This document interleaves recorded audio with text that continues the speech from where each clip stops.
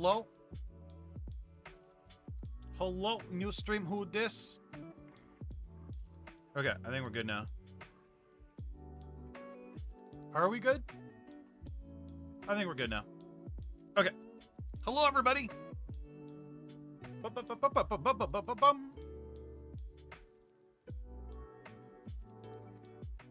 Yeah, I think we're good now. Yes, perfect. Okay. We are actually live. Sweet. Let me pull up the Discordo. Sorry, I was making a video, working on actually a video for next week. So I'm kind of like ahead of schedule and that kind of stuff. Yeah. Everything is well. I hope you guys are well as well. I'm kind of like doing what I can to get myself back on track, back into like content creating. Well, not like I took a break from content creating, but like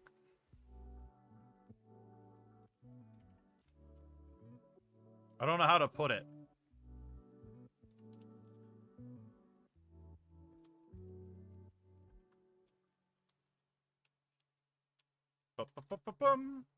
Yeah, I know I got water. I got some water with me, so I'm ready to go on that. Ready to go.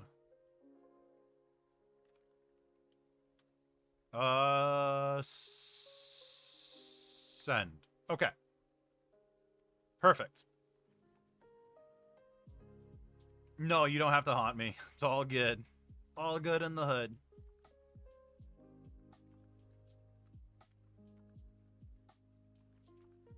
Hopefully everybody had a good weekend. Everybody was up to some productive things.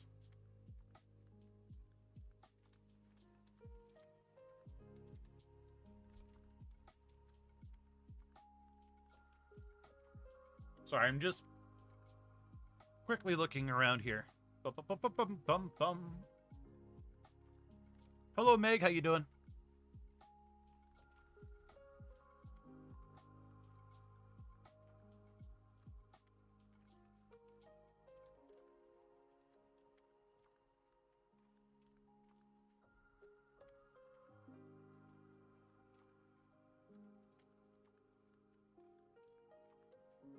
Just made a PNG tuber. Nice. How's that going? Like, or how did that go? I guess past tense. Hopefully that went well. Hopefully it went really well. And I am done replying to comments on YouTube. Okay. Sorry. I got behind on comments, so I wanted to like make sure I caught up a little bit. Went smoothly. That's good. That's really good. What made you want to do the PNG tuber?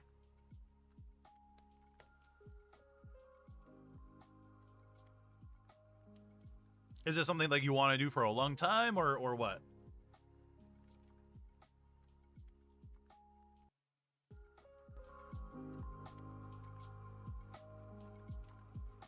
There we go.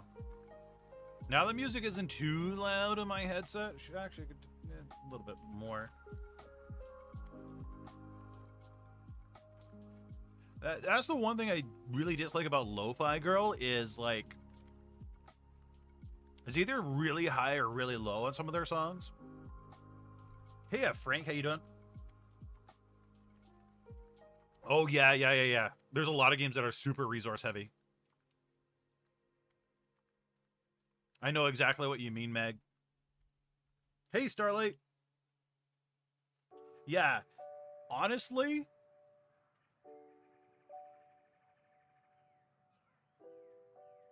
it's so difficult. Do you know how to turn a 2D PNG tuber model into a 3D VR chat model? I don't think that's possible. Unless you really, like, honestly just use your 2D as a reference and just make a new one in VRoid Studio. And VRoid Studio is kind of easy to use. I highly suggest you try it. But there's no way to convert a 2D model to a 3D model. No, this is definitely not where the smart people hang out. The Sims makes my laptop run hot. You know, I'm actually surprised on how intensive Sims can be. Oh, it's a skeleton? Actually, Shadow Knight, there's a lot of already pre-made skeletons out there that are 3D. So you might be able to, like, jerry-rig one of those and, like, change it up a little bit to make it your own. I'll give that a try.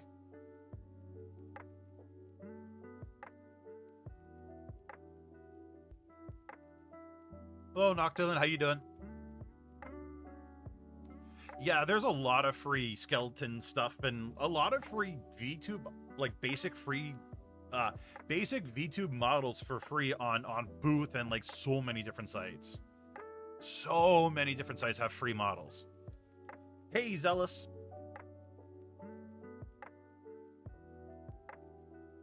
So please, like, consider looking around, guys. I promise you could find some banger models. Like, some really good models out there.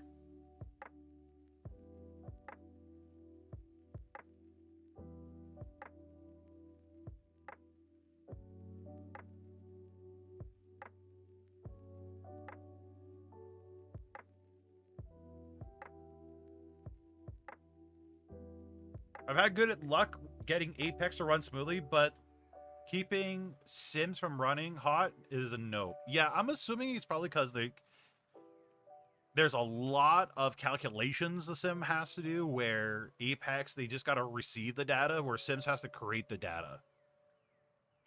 Booth has a lot of good ones. Yeah, it really does. It really, really, really does. I used a base from Booth for more than a year now. Actually, Poi Boy's like model is like they curated theirs very cheaply, like with some Booth assets. Let me pull up Poi Boy for you guys. Like Twitch, right? Wrong browser. So Poi Boy grabbed like some free stuff, and then they grabbed like some paid stuff, and like what they've done with their model, their 3D model is absolutely phenomenal. There is just no reason why you guys couldn't do like the same quality, if not better. Hey, Annie. My keyboard sounds more crunchy as a chip. Jesus, you should get that clean, dude. Dear God. Unless you got like that particular keyboard that's supposed to sound like that.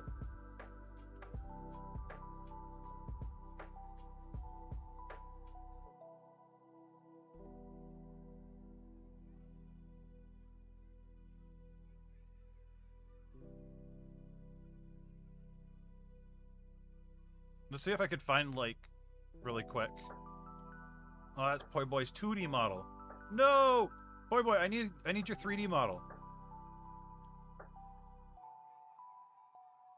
I think I found one. Wait. Give me a second, chat. Yeah, okay. Found one. Perfect. Squeeze on over. Won't play the audio, but like look how good the model looks. I'm telling you, chat, you don't have to spend lots of money. You really don't. I can't remember what Poi Boy said they spent, but I think it was like less than $100. And got like a whole bunch of bunny ears and stuffs like that. Like it just, their 3D models like really good.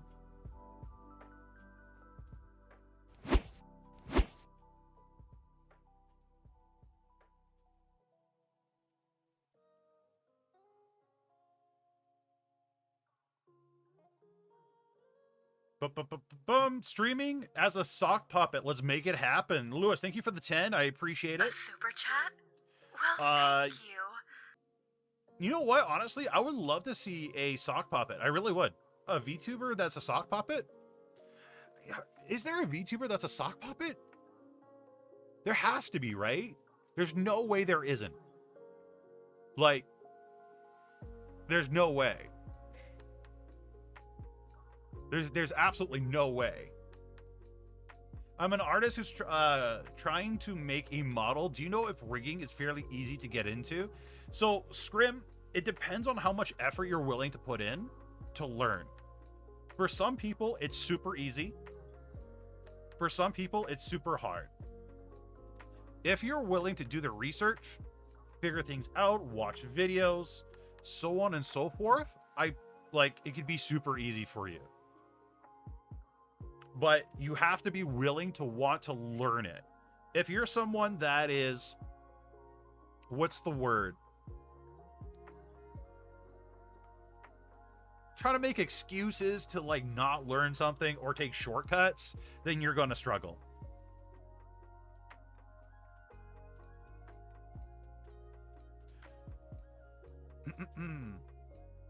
I started pole dancing today, started bleeding in 2 places. I have bruises everywhere. Oh gosh. Well, I hope it went well, regardless though. I have 3 base models, 3 bases from Booth. 2 of them, I had some issues I had to fix so I could use them. Fair enough. Some of them just come as FBX files, not VRM. Ah, okay. I like VRM more. I know VRM's like an older file format, but like it just works. It just works like across all the apps. Doesn't have any problems, and it's just works with the cell phone apps as well.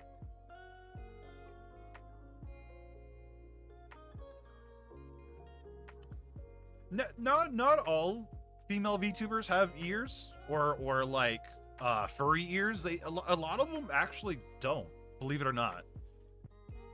I think the problem is we see a lot of the super popular ones having like furry ears of some kind, but like I've seen a lot that just don't. But my live stream boss for games entertaining dev compilation has been accepted for feature at its website. Nice, congratulations. I'm doing good. How are you doing? I might go witch's hat, to be honest. Go for it. I've done simple animation before, which I can imagine helps. Oh, yeah. If you've done simple animation before, I think you're...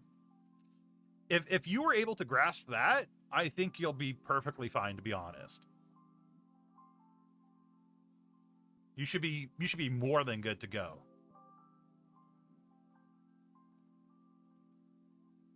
Ever since I became a PNG tuber, I have not used Booth for a while. Not to say that VRoid or Booth is bad, just saying. Well, yeah, like, each to their own, right? If you guys are like a PNG tuber, you really don't have a reason to really use Booth anymore. Like, what's the point? A lot of your stuff is already on your model. You're not typically going to change anything, right? Where Booth is like really good for a lot of 3D models versus, I don't know, is Booth even good for 2D models? Like, what would actually help 2D models other than assets for like 2D models? I don't think there is anything, right? Like, I really don't think there's anything. Probably, yeah, probably just assets, I would imagine. 3D, I think, I think Booth is mostly, I don't know. Jeez, okay, we better look this up. I don't want to,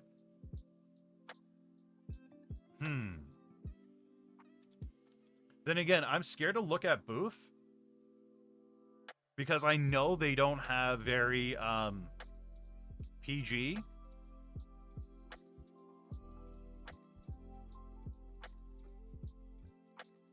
All the time. You know what? It might not be worth looking at. I'm on their website and I just don't know how to navigate this.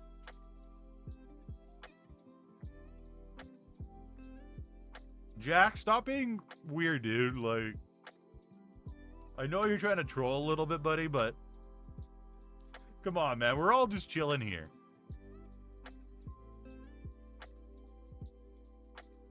Yeah, Booth isn't like the easiest site. Let's just pull it up. Like it's really like the easiest site to navigate. It seems like it was made by old people.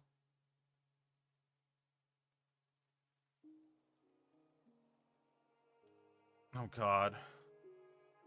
No, I'm too scared to scroll down any further.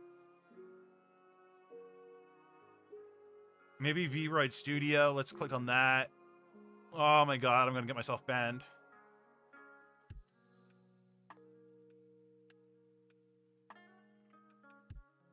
Oh, they got the Hana tool on there.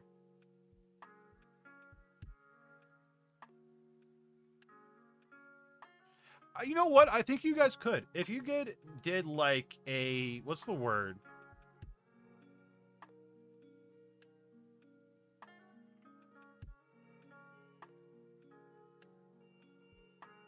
If you guys did like a still image of your avatar in super high resolution and so on and so forth, you could easily turn that into a PNG tuber. Because at the end of the day, PNG tuber is just a still image, right?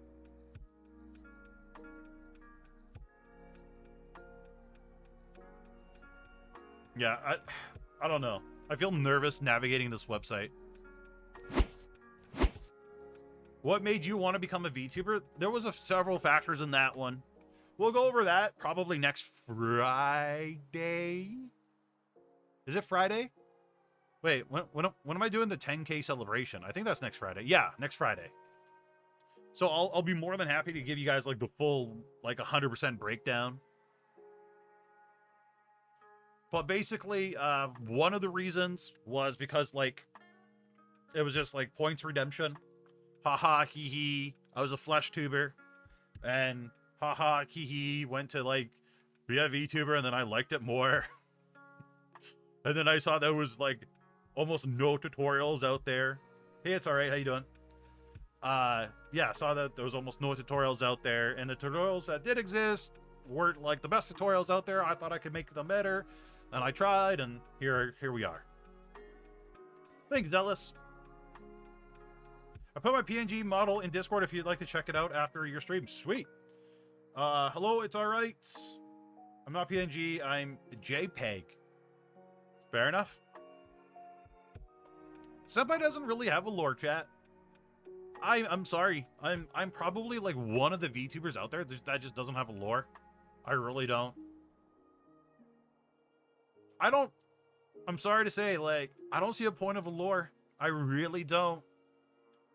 I really don't. Some of you guys write the most amazing lore out there. You really do, but... Oh, I shouldn't say that, because it would be harsh.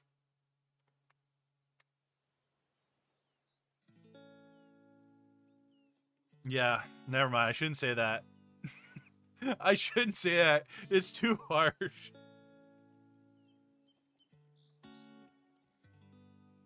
And it doesn't apply to everybody. Okay. I'll say it, but please take it like with a grain of salt. For the people that are watching, I'm probably not talking about one of you guys. I might be. But probably not. But one thing I've noticed is the people that have the most intricate, well thought out lore is probably the more boring person to watch. And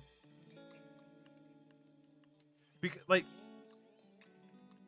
if they put that much time into their lore, into like maybe streaming or I don't know, like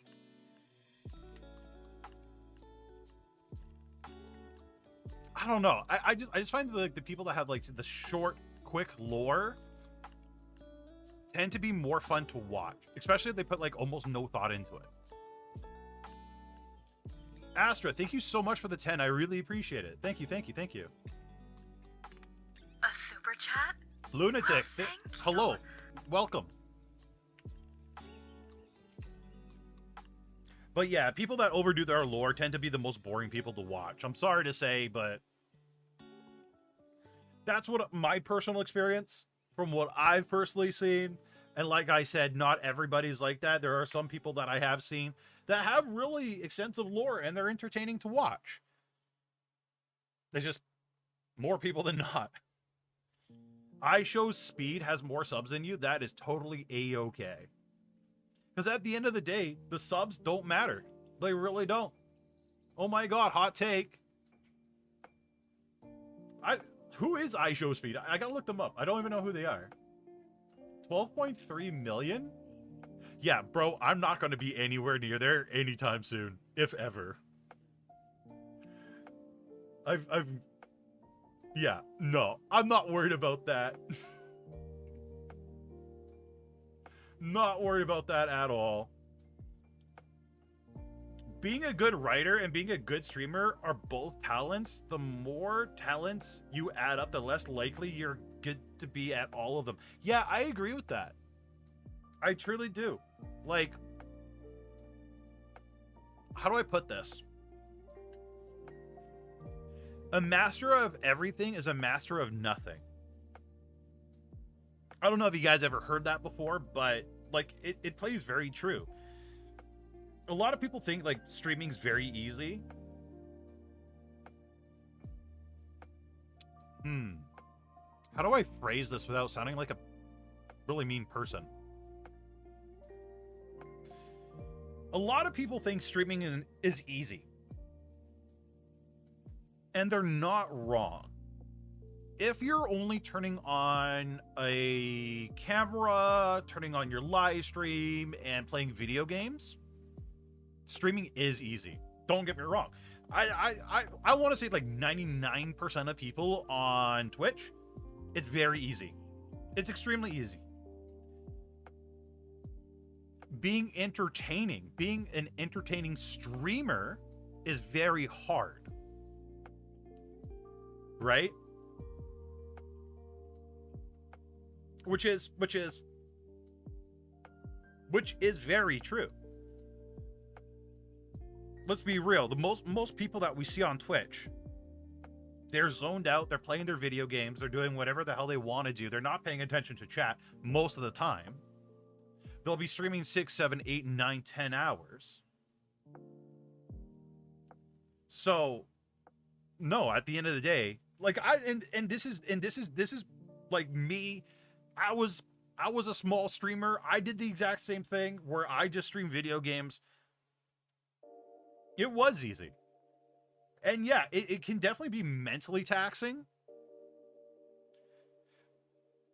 But being an entertainer, being an entertaining streamer, that takes a lot of work. A lot of work. Bruce Lee once said he's not afraid of the person who trains 10,000 kicks. He would be afraid of the person that trains one kick 10,000 times. Yeah, exactly. I find with lore, you want to think about it how you actually incorporate it in your streams. Like, I find lore is great for ASMR streamers because you're telling a story with your vids. Yeah. There's streamers out, like VTubers out there, where lore makes sense. Lore really makes sense to have, but there's a lot of VTubers out there where lore just doesn't make sense. Like, it really doesn't, and they never use it. Like, the main argument that I see for a lot of VTubers that, like, really defend lore... I'm going to pause the music real quick. The number one defense that I see for, like, why you should have lore is people say, well, you can incorporate it into your stream, and it can help with the stream dynamic and bringing people together, and you know, like gives something for chat to cling on to and just have fun with. But like the vast majority, and like, you guys could do your own research on this. I encourage you guys to do your own research on this. Like, watch a whole bunch of VTubers and see how many of them actually use their lore. Other than the really big VTubers, I don't see anybody at this level. Like, anybody under 400 viewers, 500 viewers consistently, I don't see them using their lore. I really don't. And there's a lot of big VTubers that don't even use their own lore. Now, there's always exceptions. There's always exceptions.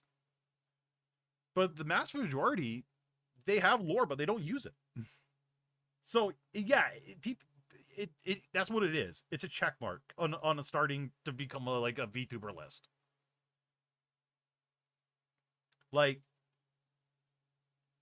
and the problem is a lot of people rely on their lore to be the thing that entertains the stream instead of themselves.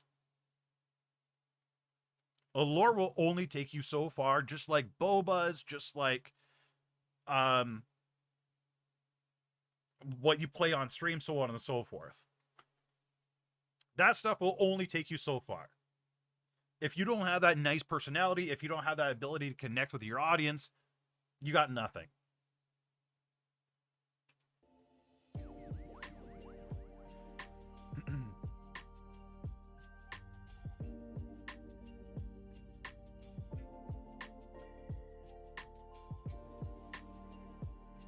It's especially difficult to stand out as a streamer given how competitive it is. So Blake,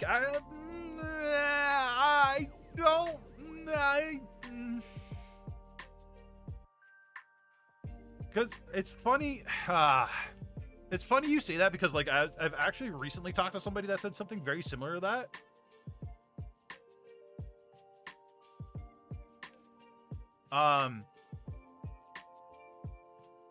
I don't think it is. I really like, and again, this is somebody that like was at the same level as you guys, like starting from zero. I don't think it's hard to stand out as a streamer. I think it's hard to put in the work to stand out. Right? If you guys are willing to put in the time, the hours that it takes to make content outside of YouTube, or sorry, outside of Twitch, aka TikToks and YouTube Shorts. I'm not even going to really suggest long form content for a lot of you guys because, let's be honest, a lot of you guys just don't do it. So if you guys could do like 60-second videos 3 times a week, I'd be more than happy with that. If you're willing to put in that time and effort to do YouTube Shorts and TikToks and Instagram Shorts and whatever they call them on whatever website, and upload those shorts and whatnot onto all those different websites out there, I think you guys can really stand out.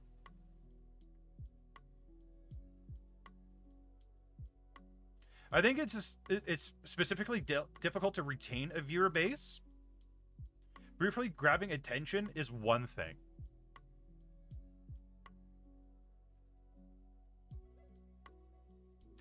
Okay.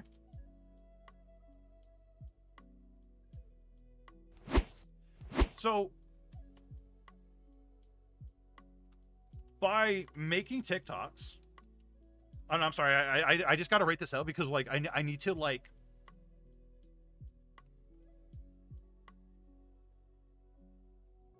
I just needed to write it down. So, and I got to process what you said. By making TikToks, YouTube Shorts, Instagram, I think they call it Reels on Instagram / Facebook Reels, right? That is one video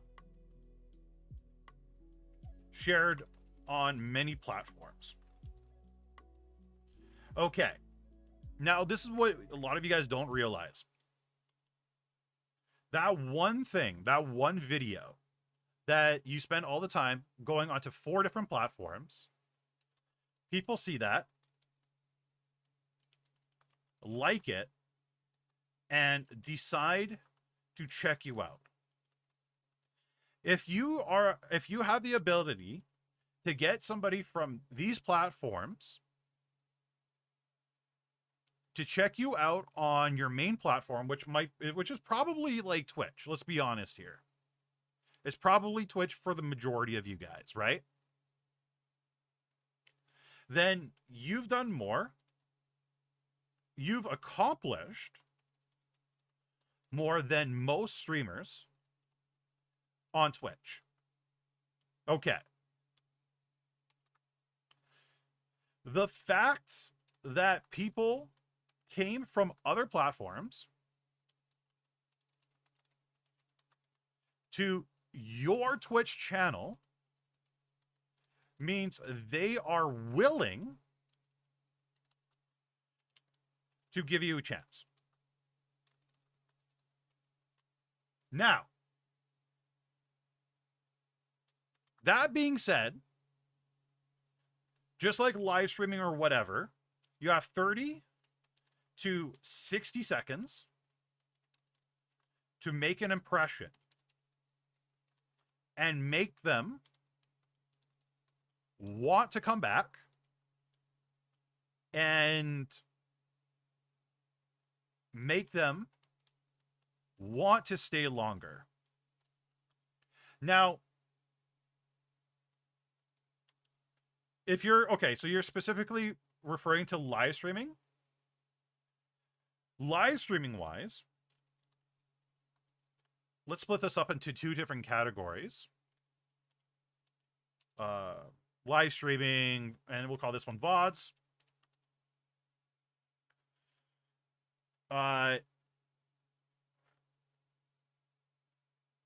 The thing is,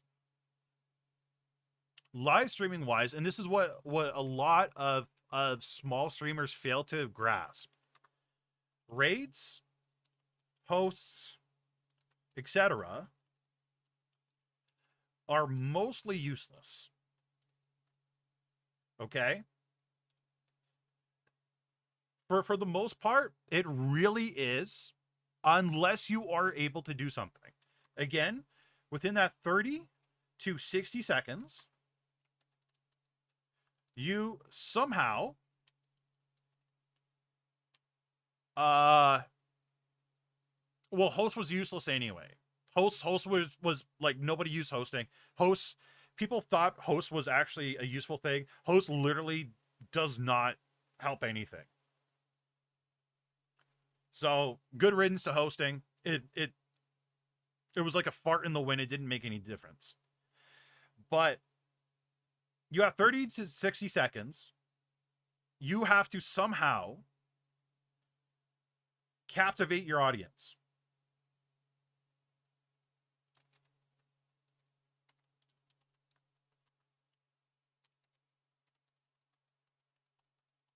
But how are you going to do that?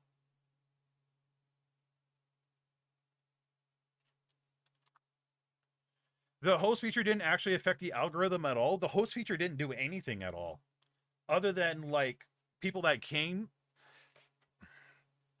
Okay, I'll get on the hosting rant later on. Remind me to talk about the hosting and why it was completely useless, and I'll change your guys' minds, or at least some of yours. Okay, but either way, you guys have 30 to 60 seconds to somehow captivate your audience that came over, to make them want to stay. But what did you do? Most streamers that I've seen doing raids and hosts will do one of two things. One, they say thank you, then go back to gaming.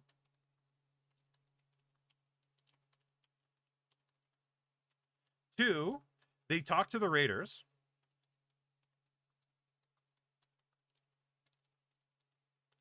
And thanks for the follows for 10 to 15 seconds.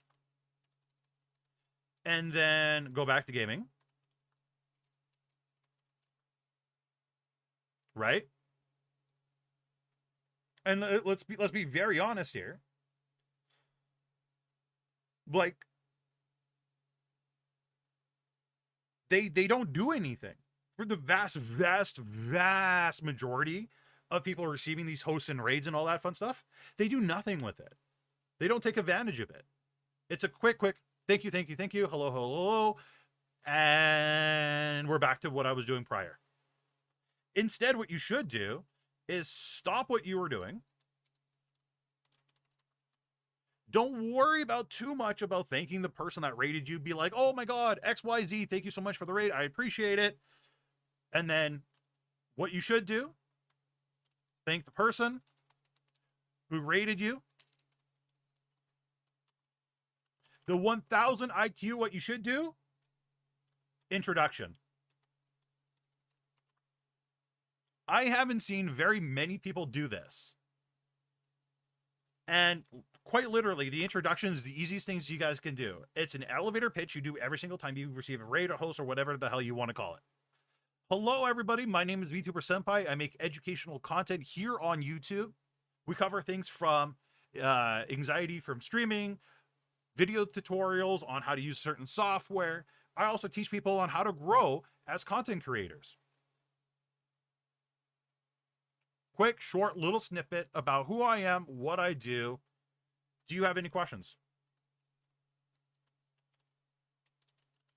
So, right off the bat, I tell people exactly who I am, what I do, what content I make, and then I give them the floor to ask questions, causing them to want to engage with what I just said. Maybe they have some burning questions about some VTubing stuff, like what program's the best to use, or best site to stream on, or should I get an iPhone 10 or an iPhone 12 or an iPhone 13? Right? You have to encourage the raidees to engage with you, and not only that, to engage with your community, right? And asking an open-ended question, not a dumb question of should pineapple belong on pizza, but like a good valid question of what do you think about this XYZ? What do you think about this new operator in this game? Have it related to whatever you're doing or whatever you're playing on the stream. I've seen some raid targets who have little intro videos ready. I know one time that one had one already and immediately had me sold. Yeah, intro videos could be super good or they could be super bad. Hello, Pinkware, right? If you put in a lot of time and effort into an intro video, great. But if it looks like you guys kind of half-assed your intro video, it's probably going to do a lot more harm than good, right? What do you reckon should be in an intro video? Kind of like what I did in my introduction, right? Hello, my name is blah, blah, blah, blah, right? Show some good highlights of your stream, so on and so forth. I probably wouldn't make it 2 minutes long. I would probably make it like 60 seconds the most. Because if it's too long, then people are going to think of it as an advertisement. In your intro video, don't tell people to follow. Don't tell people to sub. Don't tell people to do this, do that, right? But just have an open-ended question. Okay.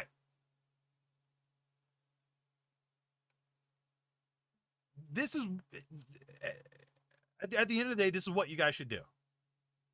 In my personal opinion. Okay.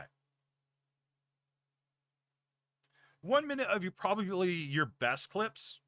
Again, you guys are selling yourselves. You really should sell yourselves as much as humanly possible. Right? Makes sense? I think it makes sense. I hope you guys think it makes sense. Okay. Now, let's talk about the hosting thing. Really quick. Why hosting on Twitch was useless. Okay. Okay. So,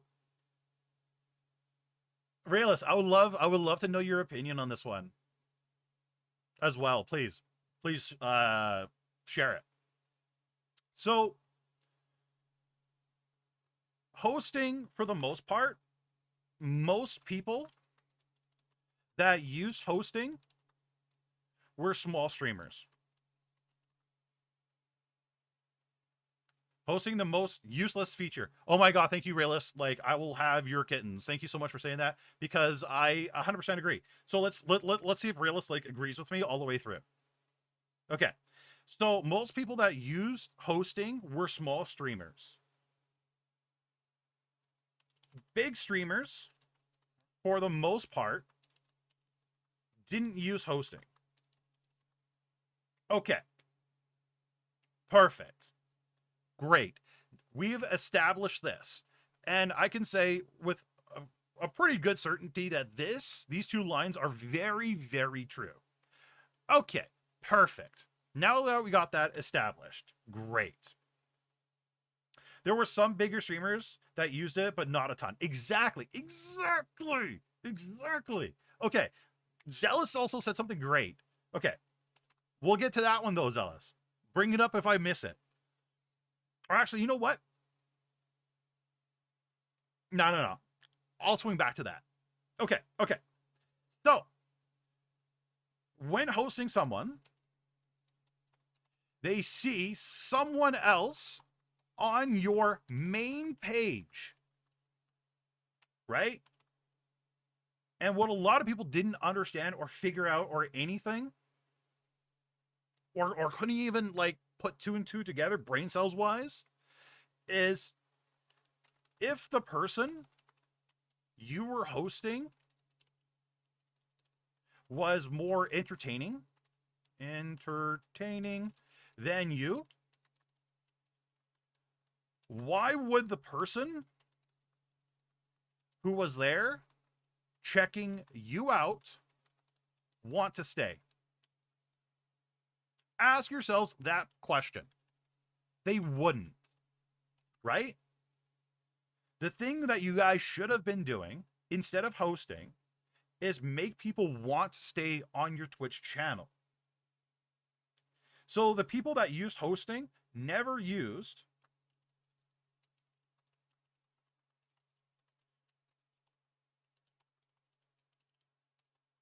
they never ever used the oh my god, I'm drawing a brain fart right now. What's the name of that feature that plays your videos on your stream or on your page while you're gone? An offline video. Well, we'll just call it the offline video. Right? If you guys use an offline video, whether it be like a highlight or clip compilation or whatever, stuff like that popularly pops up. Spiffy, holy crap, long time no see. Hope you're doing well. But like, or yeah, sure. We can even say intro video, which was a fantastic place to actually use the intro video, right? Like if you guys didn't use that, you were literally giving free views to someone else while you weren't there, right? Which was crazy and stupid. Okay. The other problem with hosting that really existed, this was a really big one, and this was like a pyramid scheme that nobody ever really realized.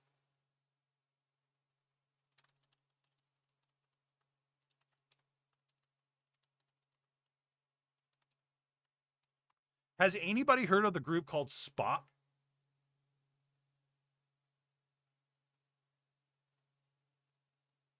Spock was literally a group. Okay. It's either Spock or Spock 2. I can't remember the exact name of it, but it was Spock or Spock 2, right? It was 10 partnered streamers who invited anyone at any size to their group, right? Because you guys can join groups, right? And in this group, they had the setting to host the bigger streamers. And it was freaking ingenious because they would get quite literally, oh my god, Spock Twitch group. They would literally get like quite literally thousands of people.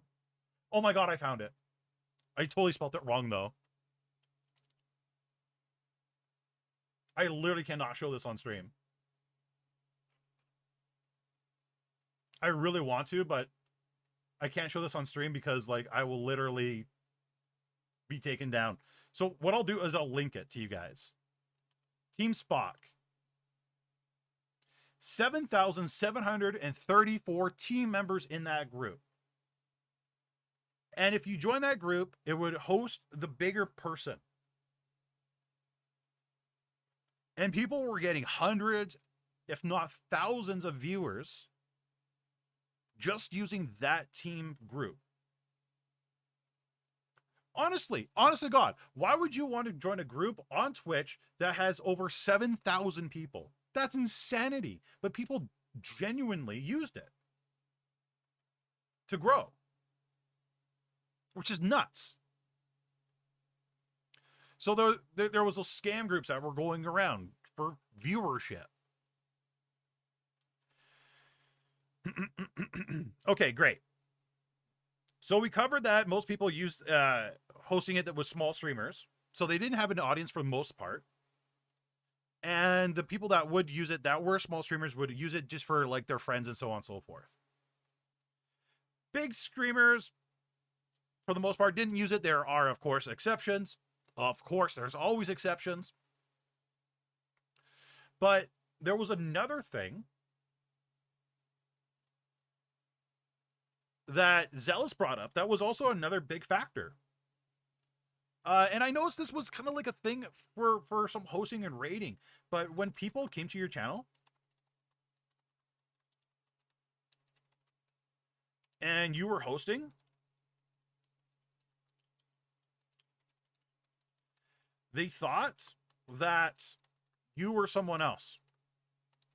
They thought you were live. And let's be honest. Let's be honest. People are stupid for the most part. They really are. And a lot of people, especially when they're new to Twitch, they don't know better. They really don't. They have no idea. They literally have no idea. Another downside to hosts that I personally saw a lot of,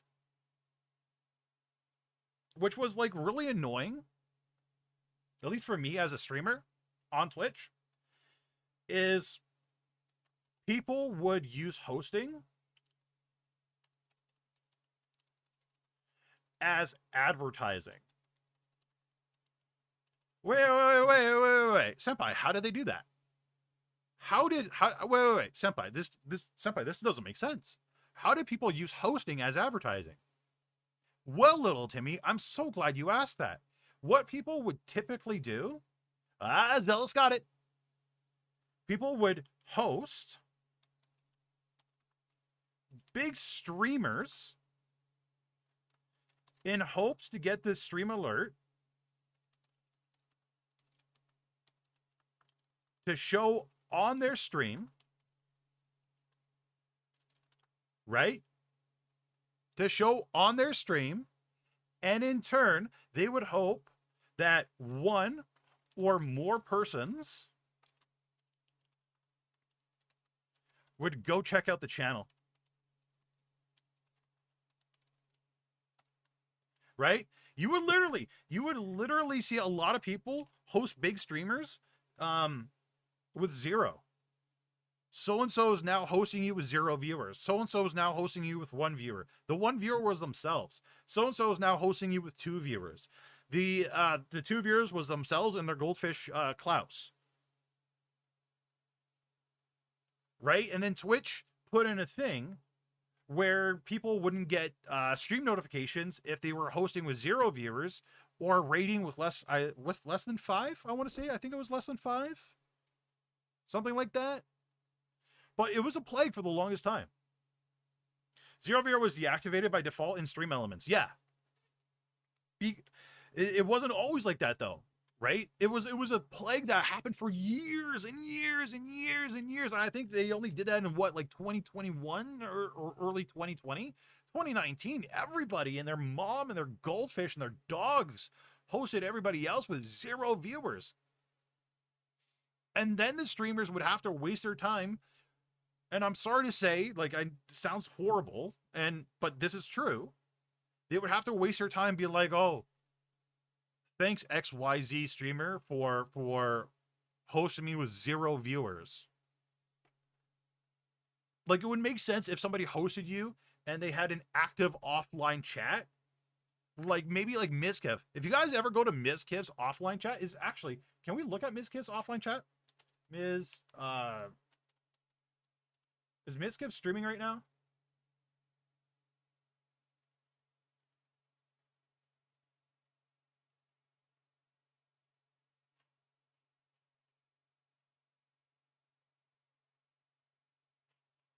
Like, if you guys go to Mizkiff's Twitch channel, sometimes you can see people talking in there nonstop.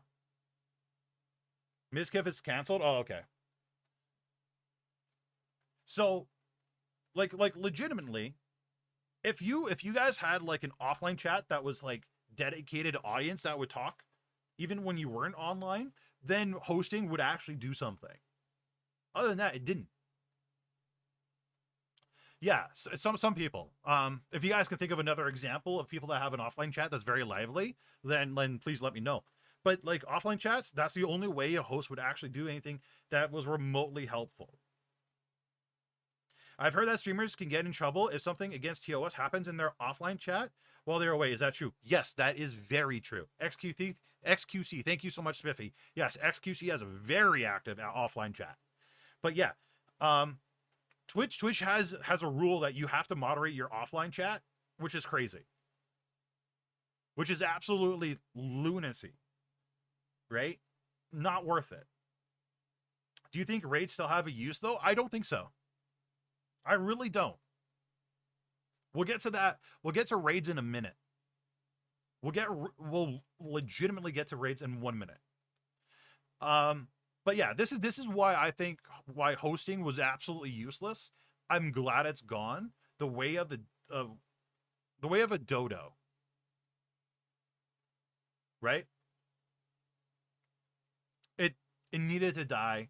It took up extra bandwidth that Twitch couldn't afford to use, and it was a lot of stress and not useless. Sorry, not useless. It was useless. Okay. Now, let's talk about rating.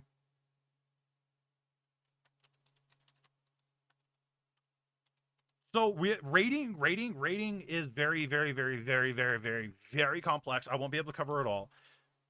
But there are two categories: useless, and then the other category of useful / good, useless / bad. Rating. Hey, Fire Nick. Rating could be very, very, very, very good and beneficial. But the problem is the majority of raids that happen on Twitch are absolutely useless for almost the exact same reason as hosting. Right? So let's just bang out some of the bads real quick. People with 0 to 5 viewers would raid big streamers. Let's caveat the big streamer thing. 2,000. You know what? Let's even go a little bit lower. 1,000 or more viewers. Concurrent viewers. We're going to call that CCV. Concurrent viewers is CCV. FireNet, we're just talking about some stuff on Twitch. Okay. Would raid big streamers. Again, exactly for the exact same reason. For the exact same reason why they would host big streamers. Right? In 4 chance for people to see it. I can't spell. And check them out. Okay. Okay. Is it true you need to like refresh a view to count for a raid? No. Some big streamers have a minimum for raids. Yes, thankfully. Okay. So that's one thing. All right. What's another useless thing or bad thing about raids? Well, people getting the raids. And again, this is something we were talking about earlier. Didn't know what to do when being raided. And I was one of those. Legit, chat. There was twice in like 2 weeks that I got raided by giant Rainbow Six Siege streamers. One of them was a professional Rainbow Six Siege player. The other one was a very big YouTuber named Jordy. Well, not was. Their name is Jordy, right? But I was raided by freaking Jordy. Jordy is like, I think she's at like 1 million now.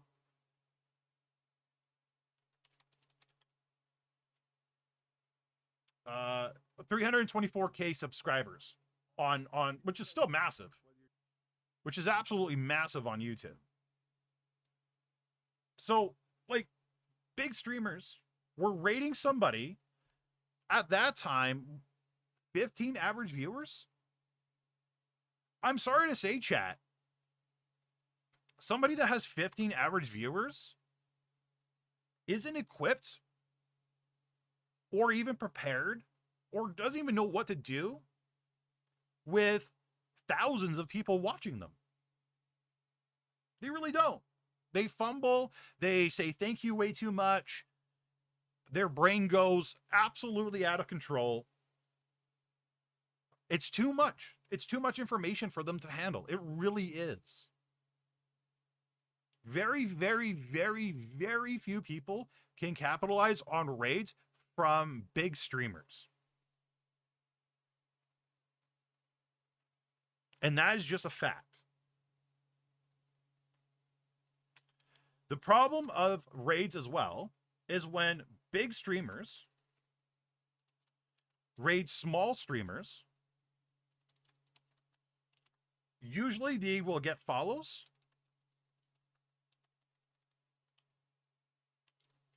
from the raiders, right? But can't do anything to captivate them. Captivate them. I spelled it wrong. Don't at me, bro. I don't care. Right? But they can't do anything to captivate them. So when they go live, they stream to their average numbers. And chat, I would actually be, I'll give you guys a challenge. I'll give you guys a challenge. If you guys ever see a big streamer raid somebody with 10 to 15 average viewers, even 20 or 50, in 2 weeks,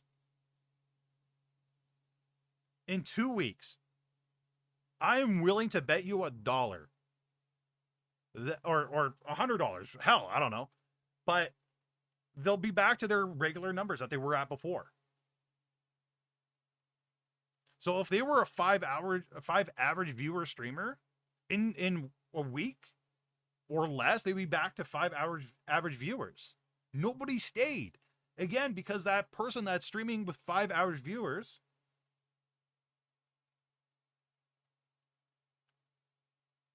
doesn't know how to entertain more than that.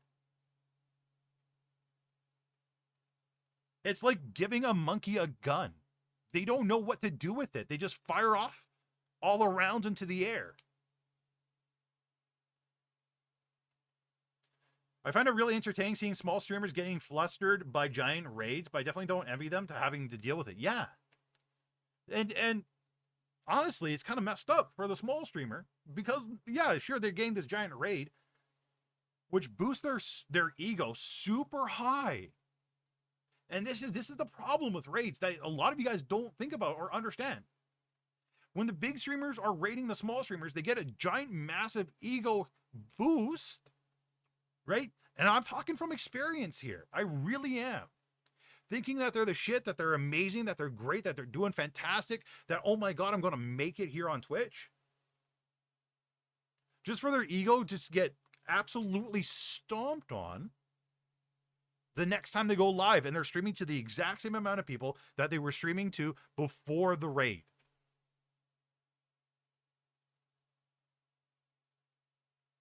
And then what happens? Then they quit.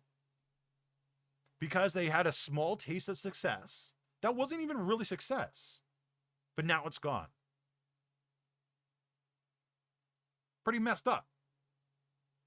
Okay. I've talked about the negative more than enough. Now, there is a good, useful thing. And this is how you guys should use raids. This is how raids should be used on Twitch. Okay? And anybody tells me that I'm wrong, they're probably a small streamer streaming to absolutely nobody, and they'll never be successful. Here we go. This is what you got to do.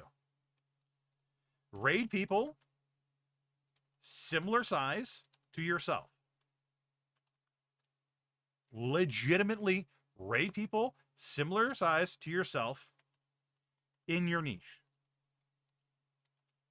Right? Whether that is Dead by Daylight, League of Legends, Apex, whatever.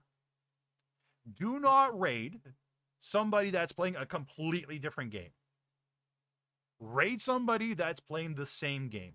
Why is that? Why do you raid somebody that's in the same game as you? There's a specific reason. Believe it or not, chat. Believe it or not, the majority of the people that go in to watch you play Apex Legends is more interested in the game in the beginning than they are interested in yourself. They're interested in seeing how you play the game, but they're more interested in the game more than anything else. So if you're somebody playing Apex Legends and you try to raid your friend that's playing Dead by Daylight, nobody's going to stay. Maybe one or two absolute max if you have 15 viewers. Maybe. But the rest, they're going to leave. They're going to go watch somebody else playing Apex Legends. That is just a fact. And this is something that I've went through, experienced, had to learn myself. Right? So you want to raid somebody that's in your niche, whatever game that is, you raid somebody that's also in that game. Okay? Raid the same game. Pretty basic. I learned the hard way. Chat, I'm talking to you guys from experience. I'm not just pulling this out of my butt. I promise you, this is all experience. Right? Okay. So you raid people similar size to yourself in your niche. Talk to them offline.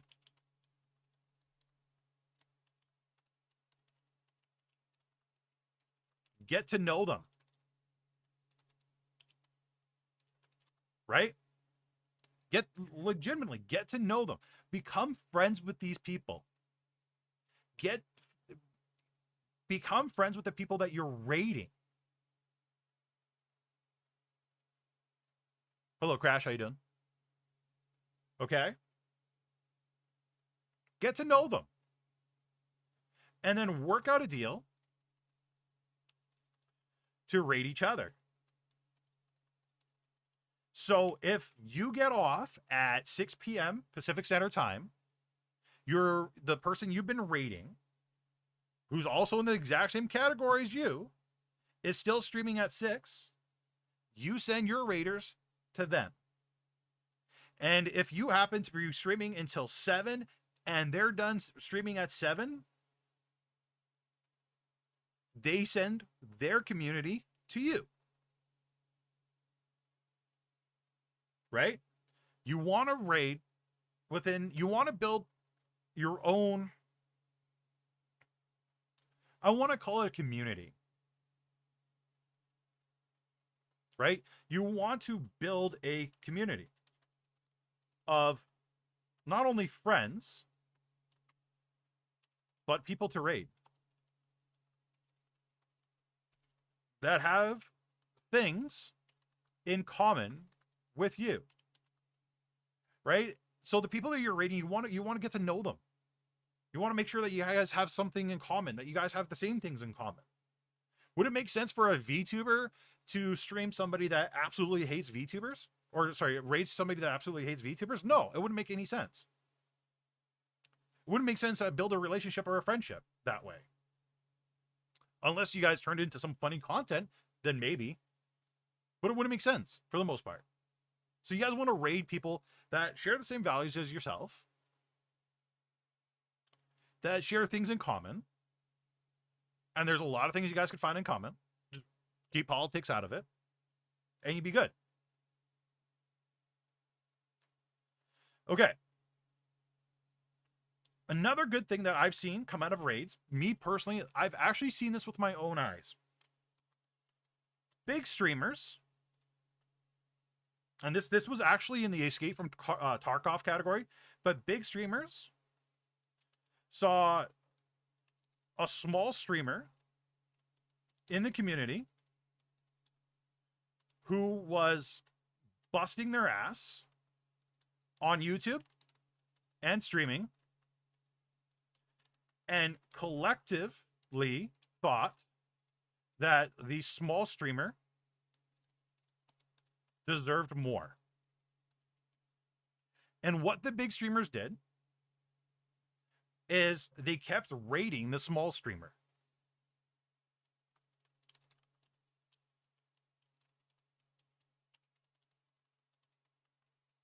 They kept exposing their audience to this small streamer that they really thought deserved the views. And the small streamer went from 50 average viewers to 1,000 plus concurrent viewers.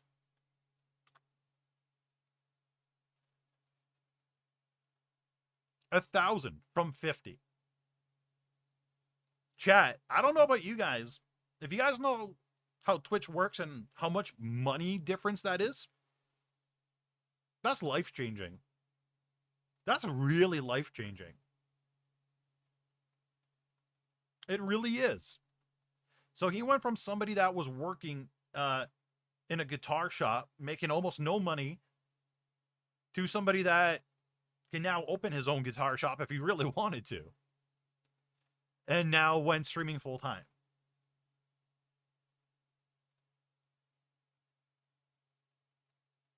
Something like this, though, is actually super rare. For big streamers to really see your content, to really want to support you, is super rare. No, it's not me. If it was me, believe me, chat, you wouldn't be seeing VTuber Senpai right now. I wouldn't be existing. I'd be a heavy metal guitar playing guy with like super long hair going down to my butt. Where's the full-time entry? 250 to 500? I've seen streamers start at 100, to be honest. It's how well it's your ability to sell yourself. We can get to that a little bit later. But like honestly, this doesn't really happen that much or at all. Okay. But what's another good thing about raids? If you use it properly, like we just went over, you raid similar size to you, you build a small community, you raid each other, you guys can actually build yourselves up, build each other up fairly good, fairly quickly. We also covered big streamers, saw small streamers, decided to build them up. Is there another one that you guys can think of? Another positive thing about raiding? Genuinely positive that could help somebody? That's good about raiding? Anybody? Other than the two I listed. Is there any good things about raiding? Could be friends. That's right here. In this first one. That's what the goal that you have in mind.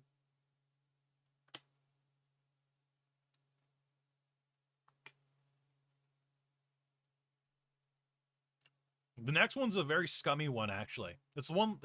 I'll be 100% honest. It's the one that I did quite often. Confidence booster and learn how, from the first raid to prepare for the next. I'll be honest. Nobody learned from their raids. No small streamer ever learned from raiding. It was a confidence booster for them at the time, but there's no small streamer that ever looked at themselves and said, what could I have done to make more people stay? Instead, what they did is they went to Twitter and talked about how Twitch is trash and how people can't find them. Yeah, sadly, not a lot of people learn from their raids. Not a lot of people on Twitch learn from their mistakes.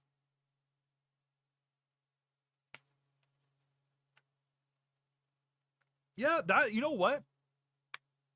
Lunatic, that's actually a good one. Bringing people to charity streams.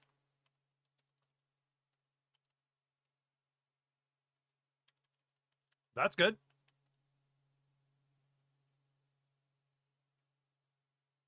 I was tagging everyone on Twitter who rated me. I mean, that's cool. Maybe you could get them to raid you over and over again. Mr. Murdoch is not wrong on that one. This one here is the scummier one.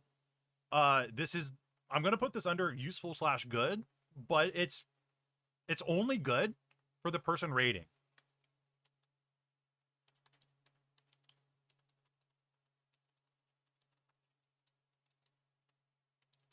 / kind of scummy. You know why raiding is good, chat? For the person that's raiding? It's actually what I did. It was actually a tactic I used to grow. So Senpai, well, before Senpai was Senpai, right? Before Senpai was actually Senpai. Some of you guys are getting where I'm going with this. Would raid smaller streamers. I would legitimately do this. And honestly, it's not that bad of a tactic to grow. But I would raid small streamers. So I was at 15 concurrent viewers. I would raid someone less than 5.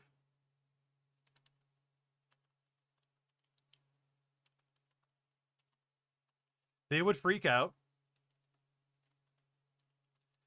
Thank me for 20 minutes.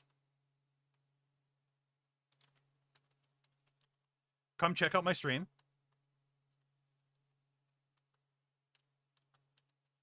Thank me on my stream. Became a regular viewer.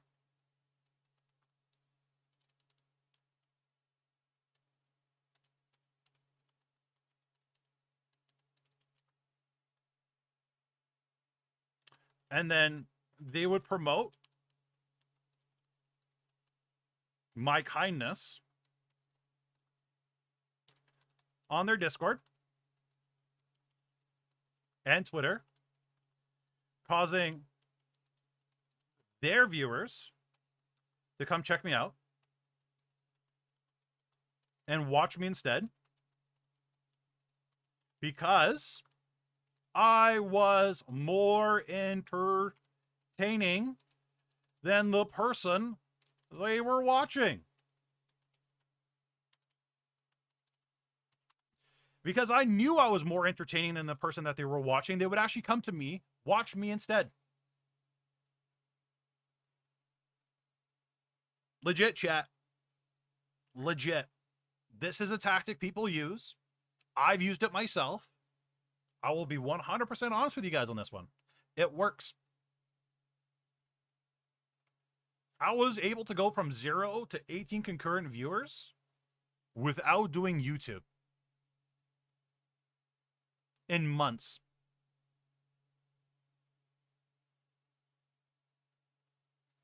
You guys think that people are nice?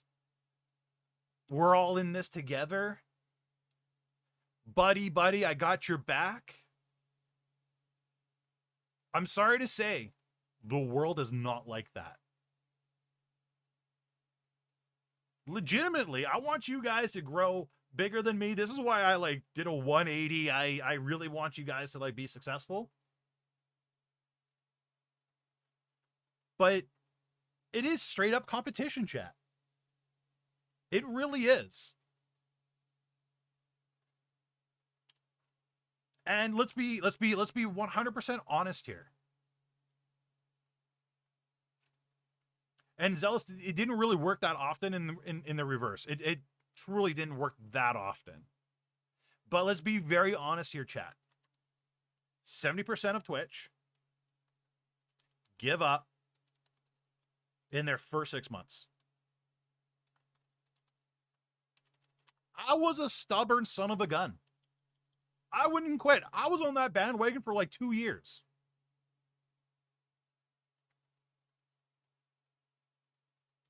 Knowing that 70% of your competition is going to be gone, why not get their viewers now? Or at the very least, plant the seed into their audience.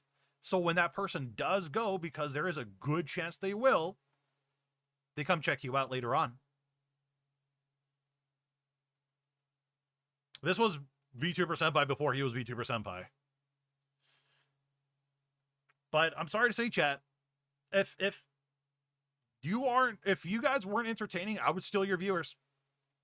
And if you were more entertaining than me, great, then you deserve to steal my viewers as well. But it was a game I was willing to play, and I won way more times than I lost. Because the people I would purposely raid, I would watch for maybe 15, 20 seconds, saw that they didn't say a single word during that whole time. They were just occasionally responding to their chat, where I was that one Rainbow Six Siege player that 90% of my focus was on chat, 10% was on the game. I was always talking to chat. I was always communicating with people in my chat, like I am today. I was willing to play the game, and they weren't. Are you guys willing to play the game? Are you guys willing to do whatever you needed to become a big top streamer? A lot of you aren't. Some of you are. But yeah, this is the good and the bad of raiding on Twitch.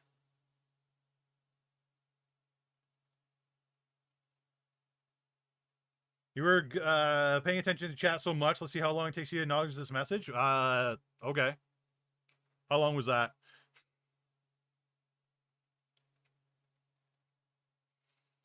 Like I said, raiding can be good if you guys are willing to do it properly. If you're really willing to do it properly. And like I said, the proper way is raiding people your similar size and growing together. Building your own community. I'm not saying community like VTuber Senpai community. I'm talking about like a community of streamers.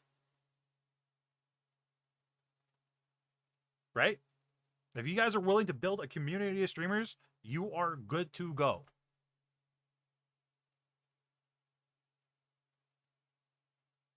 If you guys saw how my setup was, you guys would be surprised. Okay.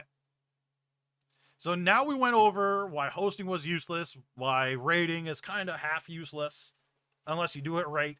Is there anything else you guys want to touch up on while we're here? Do we absolutely have to raid? Is that a requirement? No. I would say probably don't raid. From 0 to 20 viewers, I would say don't raid anybody. Why give? And this is like my personal opinion. This is just my personal opinion. Please take it with a grain of salt. You guys come up with whatever reasoning you want to do, entirely up to you. Why give your audience a chance to not come back? Right? Half of you guys don't even have a Discord, so they can't engage with you when you're not streaming. So why would you give them another reason to not come back to your stream?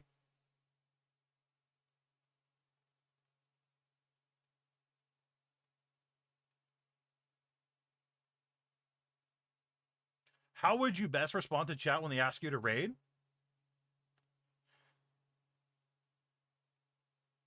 Okay.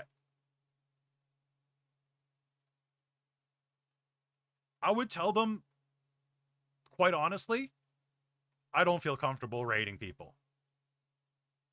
And that's not a, like, that's a valid reason. Right? Again, so you guys remember how we were just talking about how you are responsible for your offline chat? You guys remember that conversation, right? You are liable for your offline chat, whatever people say in your offline chat. A lot of you guys don't understand this or realize this because maybe you guys just don't know, but you are responsible for your raiders. You are genuinely responsible for your community when you raid somebody. So if you got an edgy community, you got somebody in your community that's it's having a super bad day, and they go off on the person you're raiding, that could be very bad for you.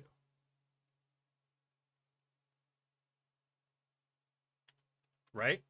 You could get reported for that. You could get, it most likely won't happen.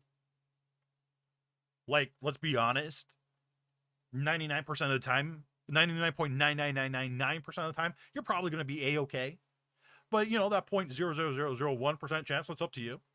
Right? But you are responsible for your raiders. Okay? Another reason, or another thing that you guys could think about, do you trust the random person you are raiding with your audience?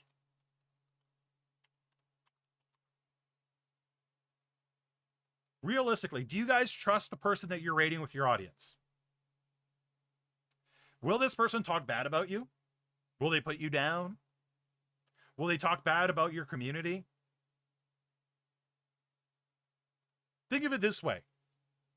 Think of it this way. And a lot of people don't.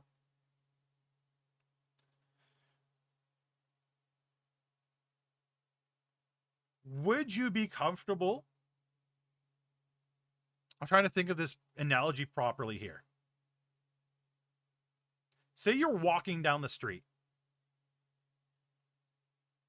right?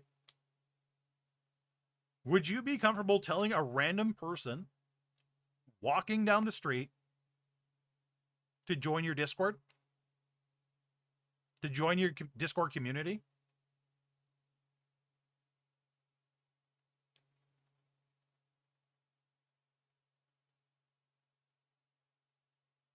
I sure as hell wouldn't.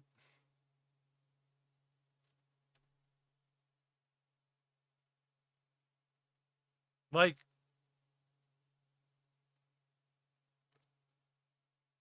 if I saw more than like half of you guys on the street and I didn't know who you were, I wouldn't trust you with like $2. I really wouldn't. But yet we're trusting absolute random people that we've never met before on Twitch with your community. Pretty messed up.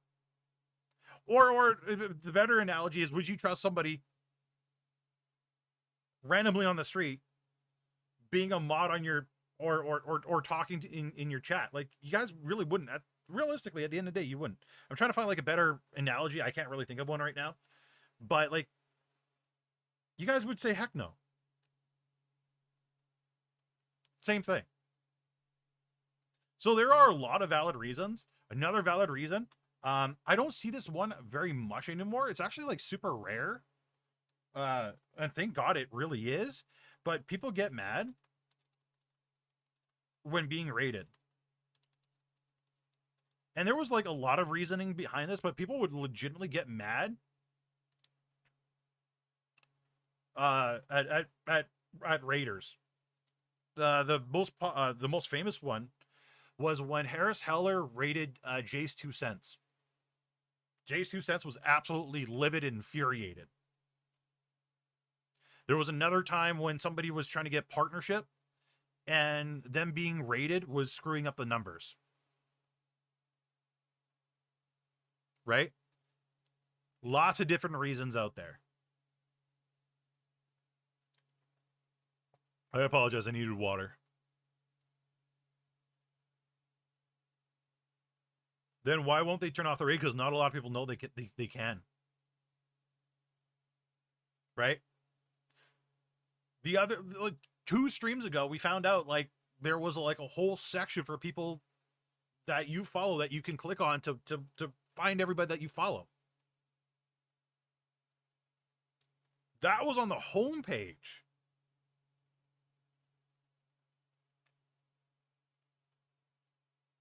That was on the homepage, and we expect people to go digging in Twitch's absolute garbage of a system back end. And let's be honest, Twitch's back end system for streamers is absolutely garbo. It is hard to find anything in there. Unless you've been in there for 500 times and you know exactly where to look because you spent so much time in there. For the most people that are brand new, they won't find it. They really won't.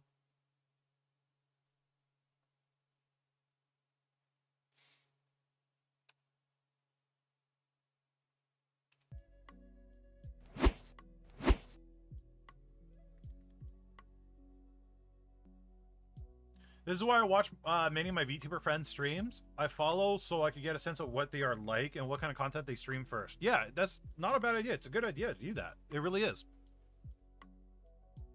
And you guys can get like ideas from your friends that you watch. What they do, what they say, what games they play. Right?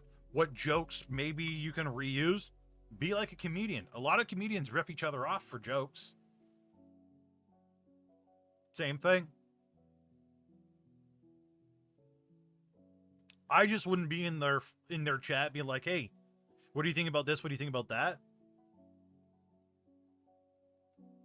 Be like legitimate, be genuine.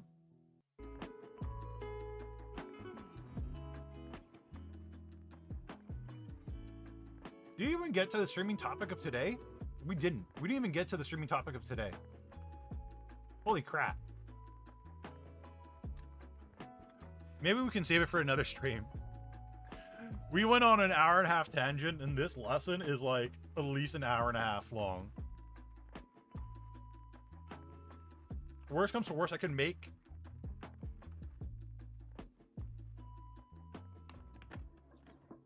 Yeah, we covered a little bit, but not all of it. Yeah, there's like so much stuff to still cover. We'll just have to change it for like next week.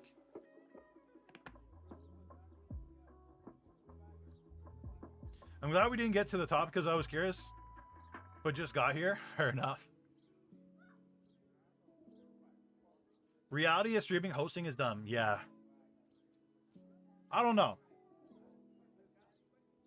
I wish hosting was a lot better. I wish hosting was like a better feature. What kind of feature would you guys think Twitch does need? Like realistically, if we go to Twitch right now, what's a good feature that Twitch could use? Legitimately use. Other than better discoverability, because I'm sorry, that just won't happen.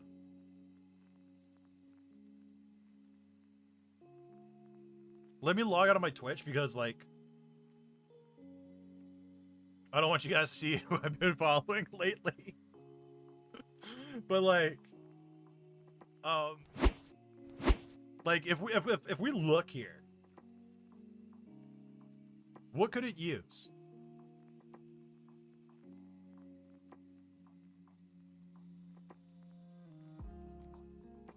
What if Twitch had its own form of community tab just to post text images, text updates? Yeah, maybe. That could be good. So if we go to YouTube,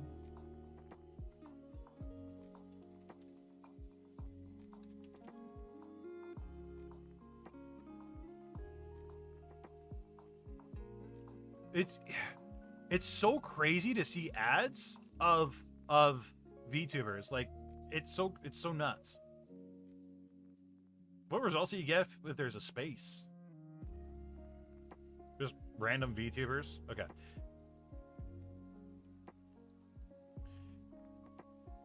Nice, Thorn. So a community tab could be absolutely like super good, for sure.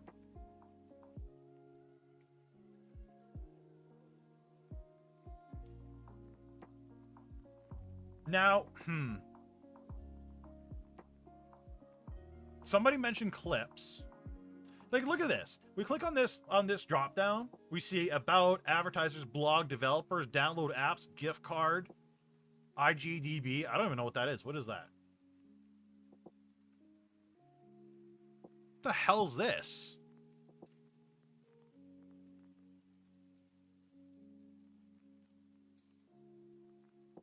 Wait. What the hell's this?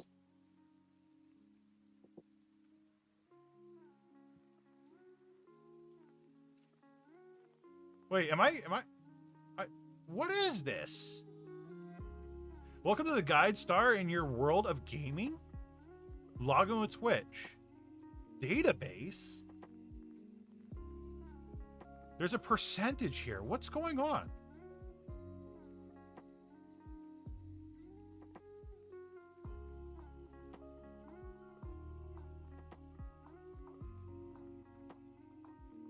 Oh, it's just reviews.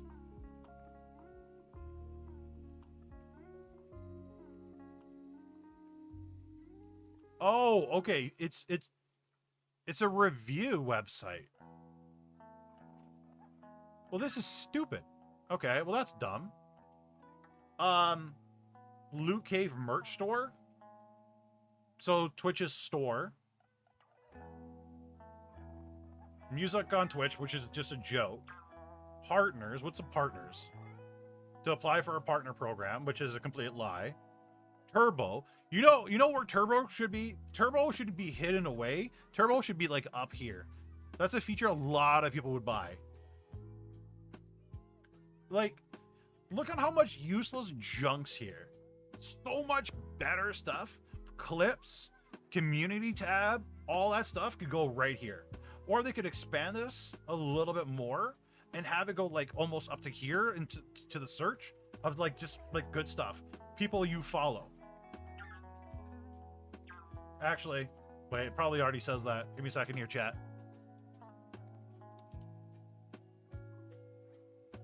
Yeah, it already says that. So it has following already. But it's just following and browse and then follow channels underneath. Like, it's just... Yeah, Turbo should be, like, up here. Live channels we think you'll like. Of course, it's VTubers. It only shows the first 5. You gotta, like, click to expand. It's that Honey Goblin again. They're everywhere. This isn't interesting. Wait, this is interesting.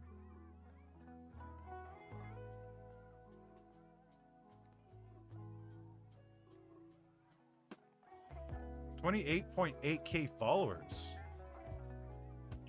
Okay, you know what? I don't want to do breakdown of people. That's fine.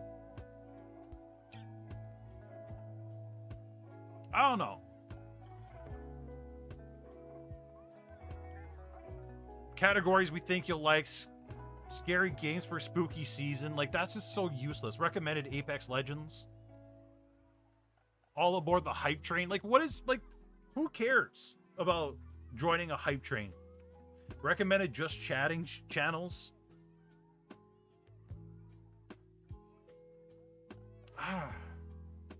Clips we think you'll like. Why isn't clips we think you'll like way up here? Underneath channels we think you'll like. But notice how clips we think you'll like has a lot of views already, except for this one.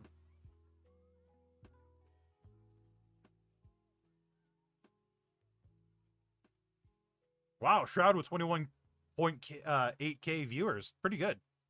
He's still holding it. You know what I don't see, chat? I don't see small streamers. Quite literally. Oh, 42 there. 87. But the majority of streamers we see are like in the hundreds, if not thousands, for the most part.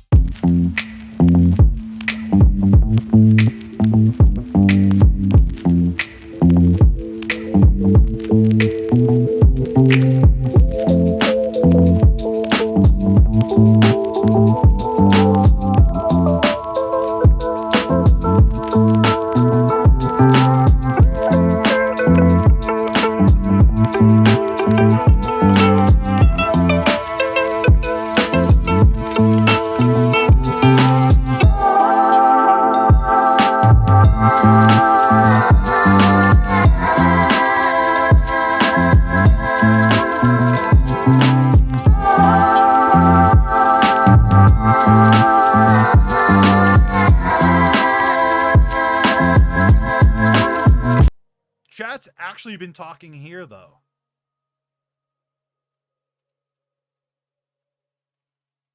And they have 752 people watching.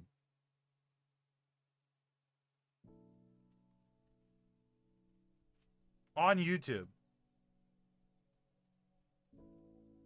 That's crazy. That's absolutely bonkers.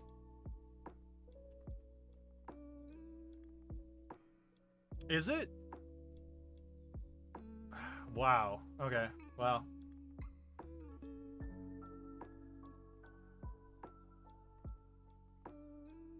I don't know. Even if we hit browse, category, live channels, clips right here would be nice to see. Like, it honestly would be. Clips right there.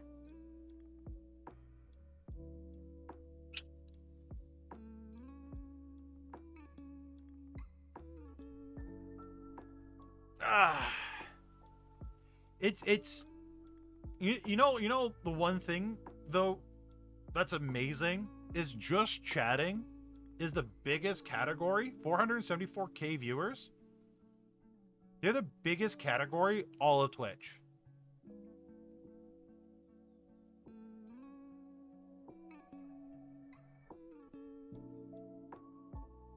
I get they're always biggest, but like I remember a time when just chatting wasn't allowed on Twitch, where you had to play video games.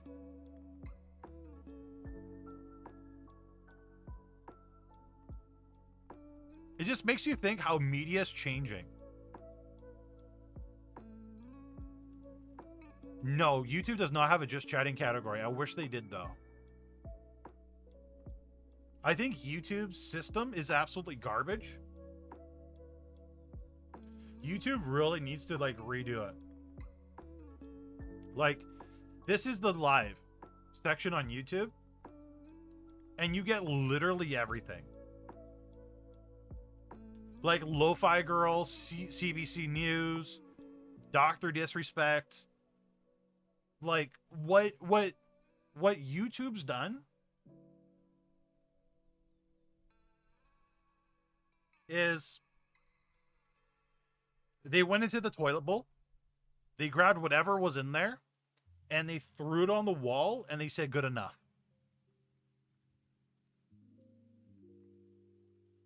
Like this is a hot mess. It really is.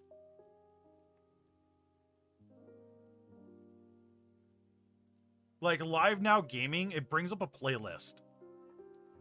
Why the hell are you guys going to show me a playlist when I click Live Now Gaming? Why don't I get this page when I click on Live Gaming? And this is, see, this is the problem with YouTube gaming. Top live games, right? Top live games, recommended. Recommended. We get Harris Heller, we get Asmongold TV, we get Amaranth. We get nothing related to gaming other than like Asmongold dissing WoW. But we get nothing. that's actually worthwhile watching other than Asmongold. Based on your subscriptions in history. Show me recommendations for gaming based on my subscriptions in history. Show me live streams you suggest that I should watch right here, then videos right here. Show me shorts that are related to gaming right here, because this doesn't look like it. This could be, this sure doesn't.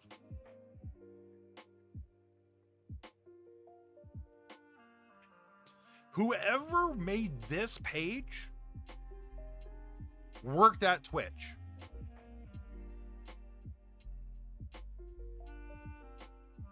Like, why do I have to click on view all to see everything? Now, mind you, I do have to admit something. The majority of people finding these streamers in Minecraft, let's be perfectly honest here. Let's be very honest. They aren't being found by going to gaming, by clicking view all, and then clicking on the game category itself. The vast majority of these, of your recommendations, are seen right here on the homepage. This is where you're going to see the live streams. Here and on the top right hand side for notifications.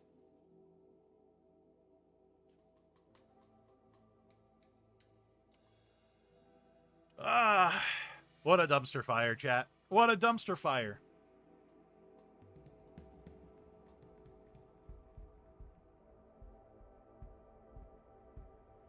The vast majority of viewers watching Minecraft YouTubers under the age of 18 too, for that matter, yeah.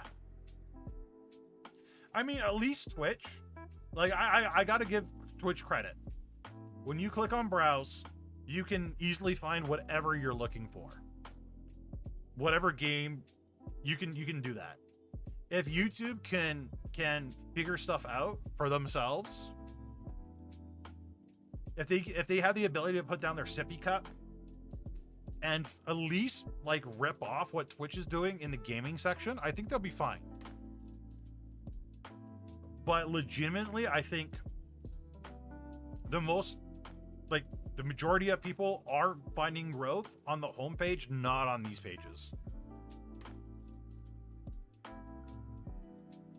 I think Facebook does it probably better than all of them, which is scary to say, but I think they do. Facebook gaming is easier to navigate, easier to find streamers, and shows up on your homepage, no problem.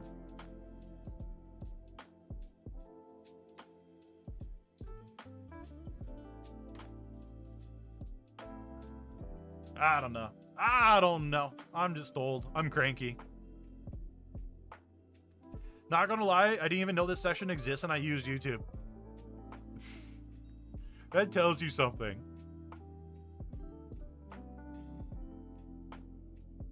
True, by the way, big fan. Aw, thanks, man.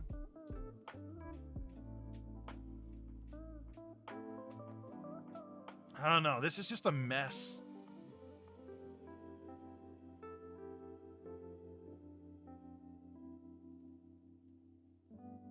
I click on gaming and I get a lot of unrelated gaming stuff. Honestly, if like, this is what I don't understand. YouTube is spending millions of dollars buying contracts from Twitch streamers to move to YouTube, but they can't do like the proper move to get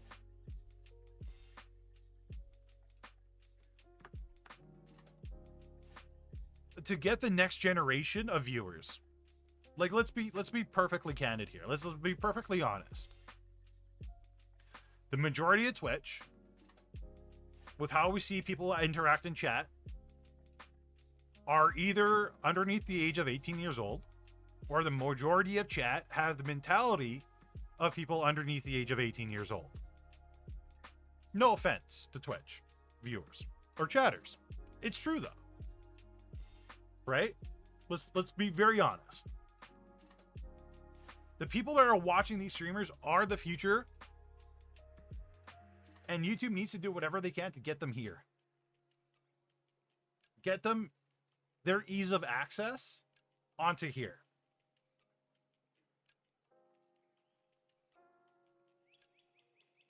That just happened. A lot of streamers had spoken up about their issues since YouTube have invested as much as they did.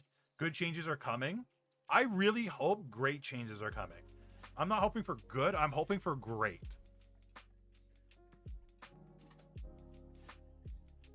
I still don't know where to find the YouTube Premium thing on YouTube. I actively looked for it the other day and never found it. Yeah, it's like Twitch Turbo. It's in a weird menu that you never click on because you just don't know that menu exists. Music on Twitch. Oh, this is such a joke.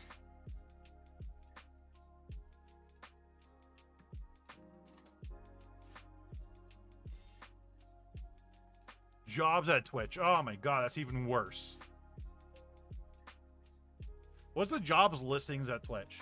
Software engineer, software engineer, software engineer. Director of product management, ad demand. Software engineer, software engineer. Data engineer. Operations engineer. Wow, they're looking for a lot of engineers right now.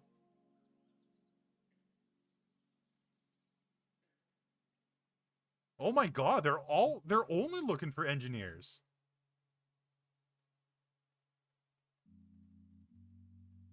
Oh my god, look at this. Look at the amount of engineers that they're looking for. Senior software engineer for video Android. Let's be honest. The app, Twitch's app is absolutely horrible. I wish their app was a lot better than it is. I don't think they can make it better, but oh my god, it's horrible.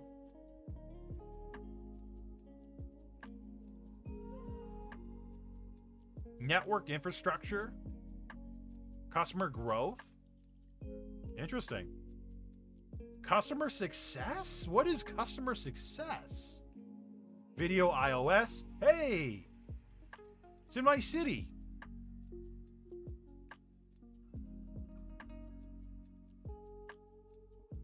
They literally have like places everywhere. A lot of finance. Jesus, we're only halfway down the page. More software engineers. Trust and safety. Content. Legal. Okay. Software development engineer. Customer success.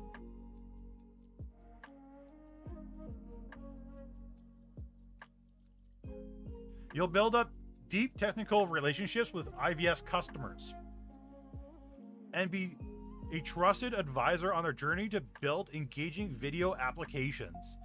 Specifically, you'll be supporting customers during their evaluation of integration of IVS Service SDK. Literally, they're not even working for Twitch. IVS, Interactive Video Service. You are literally being hired on for Twitch to help people to build applications and websites that are competitors to Twitch.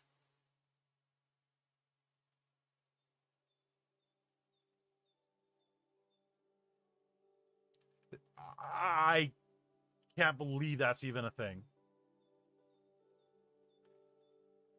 That's just so stupid. They can't even get their own website working properly, and they're hiring people for other, like, for the... Oh my god. Finally caught you live. Love your videos. Thanks so much, man. How you doing?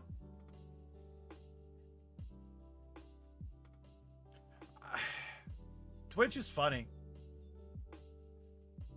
That, oh my god.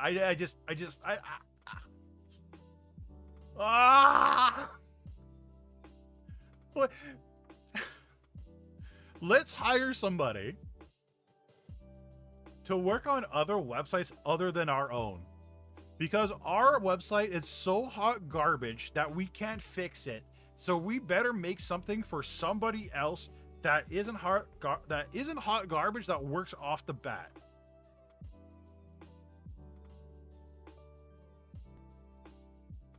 I just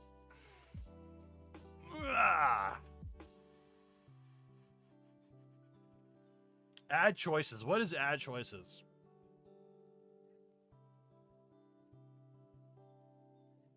A lot of legalese. I'm not going to even read that.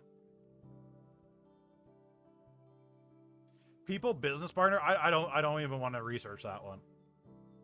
The fact that they have an IMDb, like, how much time and effort do you have to build a website? And I guarantee you, Twitch owns this website. There's no way that they don't. Like, why would you guys put in your time and effort building an IMDb page for video games? IGDB is operated by Twitch. Oh my god. Do they even use this? Has anybody ever used this before? Does anybody even know this website exists?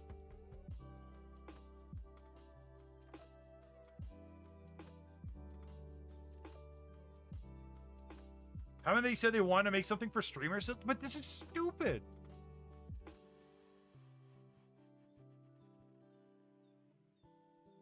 So they know which games are good for them to stream. But okay, sure, I get that, but it doesn't give them any kind of statistics. Like there's no stats on the viewer to streamer ratio. There's nothing. It just says the game's good. That's it. That's it. That's all it says is a game good.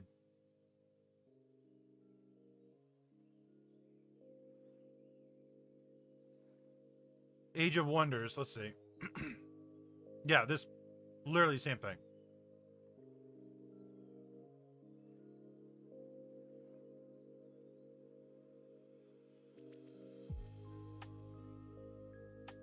Okay, let's click on Xbox One.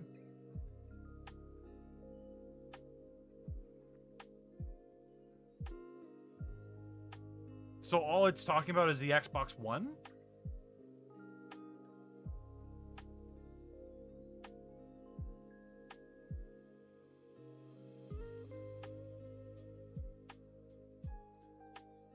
Best games.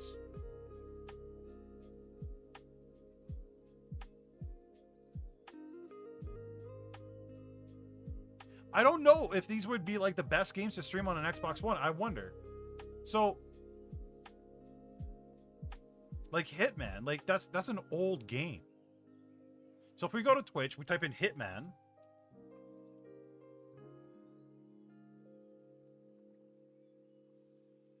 Which Hitman was that? Game of the Year edition?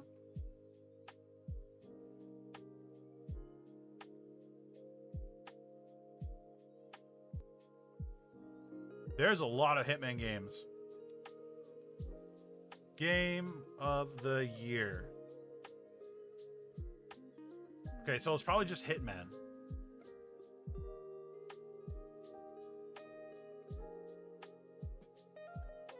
$19 viewers?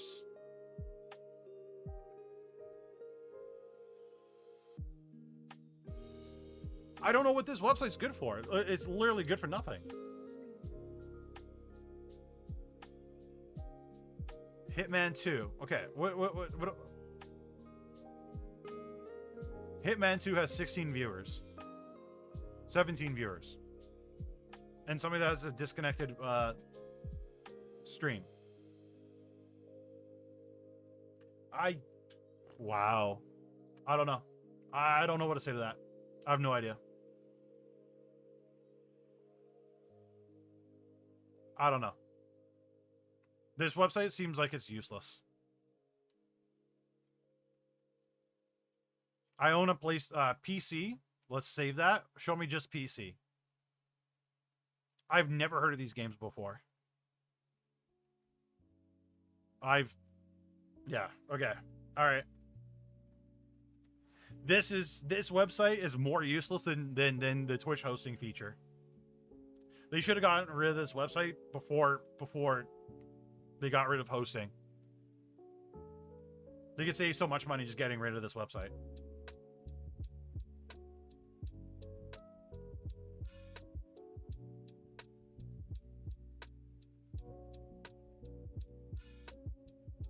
I think the blog is the only thing that they do use fairly often, but nobody ever really looks at.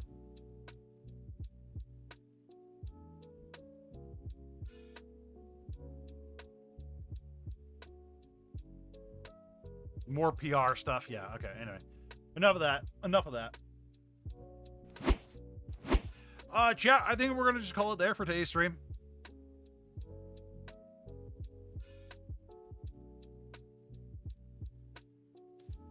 Senpai accidentally scratched Twitch. Yeah, right.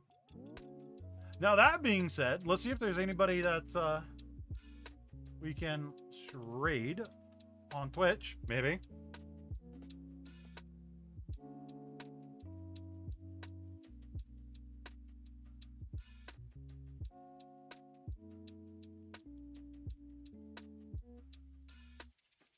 I don't see anybody right off the bat, so we'll just hold off the raid until next stream. So if you guys haven't already, make sure you guys... oh, wait, Heavy's streaming. We'll raid Heavy. Okay, guys, go say hi to Heavy. Pretty cool person, pretty cool streamer. Go say hi, go say hello. Thank you guys so much for coming by. Thank you so much for coming by. I appreciate it. Have a great rest of your week. Make some content. I love you all. Catch you all Friday. And, yeah. Have a great rest of your week, everybody. Bye.